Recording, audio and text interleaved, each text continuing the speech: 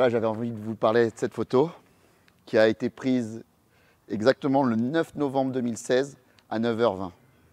Avant de revenir sur la photo, j'aimerais vous raconter les 12 heures qui ont précédé la photo.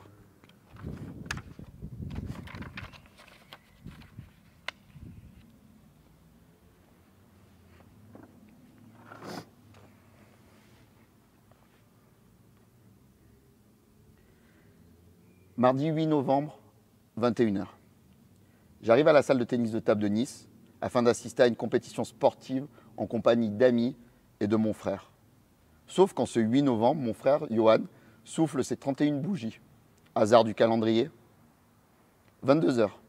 La rencontre sportive se termine et nous partageons le traditionnel verre de l'amitié.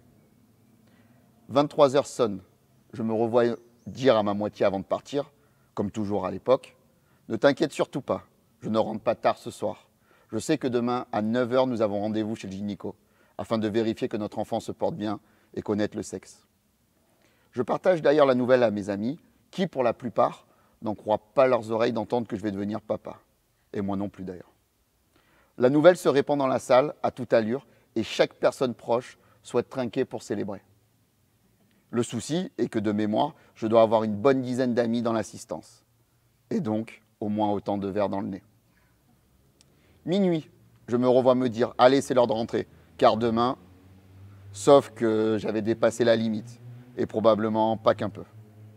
Alors j'ai la bonne idée d'envoyer un message à ma compagne, que je dors sur Nice pour gagner du temps et être à l'heure au rendez-vous. Sachant que le cabinet de la gynéco est situé aussi à Nice, à cette époque nous vivions à Golfe-Juan, 25 minutes de voiture de Nice. Le plan semble idéal, je gagne 25 minutes aller, 25 minutes retour et surtout un potentiel retrait de permis.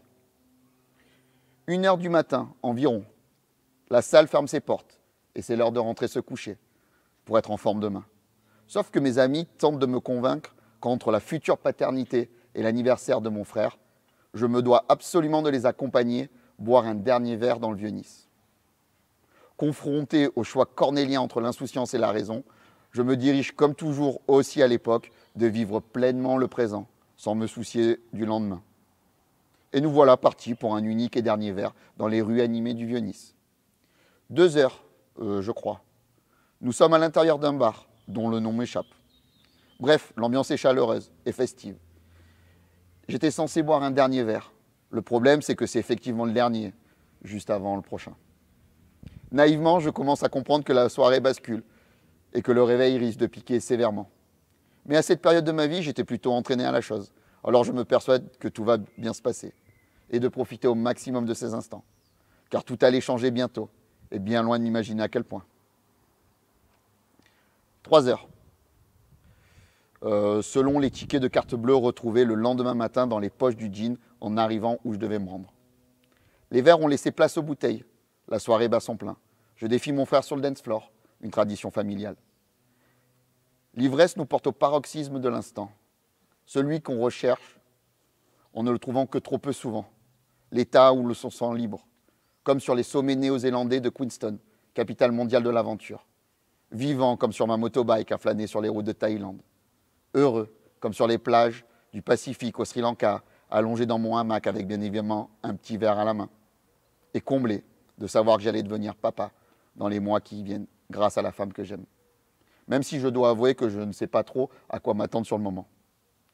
4 heures, le gérant du bar n'ose pas nous annoncer qu'il doit fermer. Car s'il y a bien quelqu'un qui a été ravi de tous nous voir débarquer, c'est bien lui. On arrive à négocier de terminer ce que l'on porte dans nos mains. On en allume une dernière avant de se dire au revoir. Avec le recul, quelle magnifique soirée. 5 heures, Olivier, mon Sam, conduit ma voiture et me ramène chez lui, car c'est là que je dois dormir. Tout se passe comme prévu.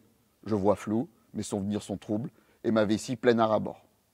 Je m'endors après avoir seulement réglé le dernier des détails. 8 heures, mon réveil sonne, enfin celui d'Olive, plus précisément, car c'est le genre de soirée où l'on se retrouve toujours avec 0% de batterie sur le téléphone. La nuit est très courte. J'ai l'impression qu'un train m'est passé dessus. Mes fringues sentent la clope froide et sont malgré tout plus agréables que mon haleine fétide. Je n'ai la force de prendre comme petit déjeuner qu'un Doliprane. Je décide de prendre une douche pour me remettre les idées en place, mais l'heure tourne. La pression monte. Pas la même que la veille, je vous l'accorde. Je descends récupérer la voiture pour me rendre au fameux rendez-vous. Mais où a-t-on garé ma voiture? Plus la moindre idée. Je vais l'appeler pour savoir. Je sors mon téléphone et bien évidemment, toujours 0% de batterie. Du coup, retour à l'interphone, je cours. Il m'explique qu'elle est tout en bas de la résidence. Je récupère tant bien que mal ma voiture avec du retard que j'espère combler pour arriver à 9 h dans le centre au cabinet médical, à moins d'1 kilomètre du bar de la veille.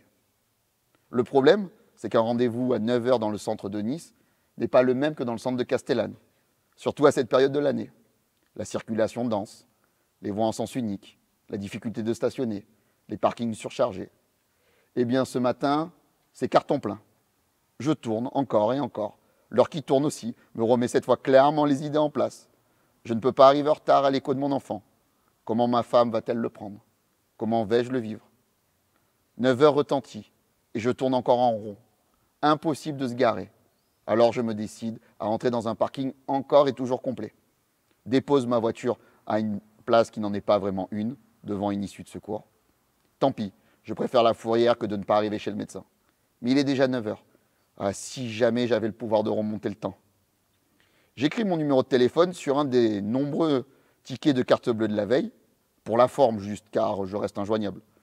Je le balance sur le pare-brise en pensant que ma voiture ne serait plus là à mon retour embarqué par la fourrière. Je commence alors à courir tel un dératé pour minimiser le retard. Mais avez-vous déjà fait un sprint d'1 kilomètre avec 3 grammes dans le sang? Le souffle très court, à la limite de l'apoplexie. Je poursuis mon effort pour sauver ce qui peut encore l'être. Je cours après le temps, déjà à l'époque, confus d'être en retard et désolé d'arriver dans un tel état. J'ai des vêtements de saison et je transpire des gouttes de Label 5 et de Captain Morgan. Des milliers de pensées fusent pendant ce temps de course. Comment vais-je assurer ou assumer si je ne suis même pas capable d'arriver à l'heure pour ce genre d'événement? Suis-je prêt? Bon, objectivement, sur le moment, les éléments de réponse ne tentent pas en ma faveur. Mais les interrogations sont profondes et sincères. J'ai parcouru la moitié du chemin entre le parking et le cabinet. D'ailleurs, en parlant de cabinet, j'étais à ce moment précis au bord de la galette. Mais allez, un peu de courage, on serre les dents. Je donne tout ce que j'ai pour terminer ma course et sonner chez la gynéco à 9 h 09.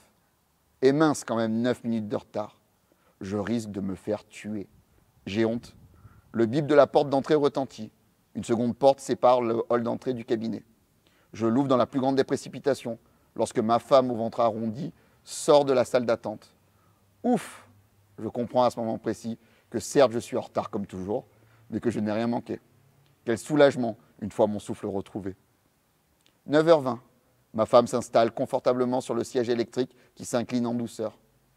La gynéco prend le soin de faire la conversation pour nous détendre. Car oui, nous sommes tendus, mais surtout épuisés tous les deux avec des douleurs dans tout le corps. Pas pour les mêmes raisons, je le concède. Elle prend le temps de lui appliquer le gel avant de procéder à l'examen. On découvre les premières images, on ne voit presque rien, on devine à peine. En plus, il se place de côté, impossible d'identifier le sexe de l'enfant. Je scrute le visage de la gynéco en essayant d'interpréter ses traits. Je la sens détendue, et ça me rassure, car elle ne dégagerait pas tant de sérénité si elle avait observé des complications. On essaie de voir sous un autre angle. On attend qu'il bouge, qu'il se tourne, et là je comprends qu'elle repère quelque chose, probablement le sexe de notre enfant. L'intuition suivante est que si elle a repéré quelque chose, c'est qu'il y avait donc quelque chose à repérer. Les secondes qui suivent ne font que confirmer mon intuition. J'ai les mains moites, le cœur s'emballe, je suis à grosses gouttes. Est-ce la course? Est-ce l'émotion? En tout cas, je me souviens d'avoir une sensation de chaud provenant de l'intérieur. Je sens les larmes monter et surtout le temps en suspens. Suis-je acteur, spectateur, auteur de ce qui se passe? Je ne sais plus. Jusqu'au moment où elle nous annonce que l'enfant est en excellente santé et que c'est un garçon. Je ne peux cacher ma joie. La fatigue s'estompe et laisse place à l'euphorie. Nous sommes sur le point de devenir parents d'un petit garçon dénommé Luca. 15 ans plus tôt, au cours d'une vie antérieure, nous avions, avec ma femme, choisi un prénom d'enfant lorsque nous étions en couple à 20 ans. Déjà, devant un film intitulé « Jeu d'enfant ». Merci.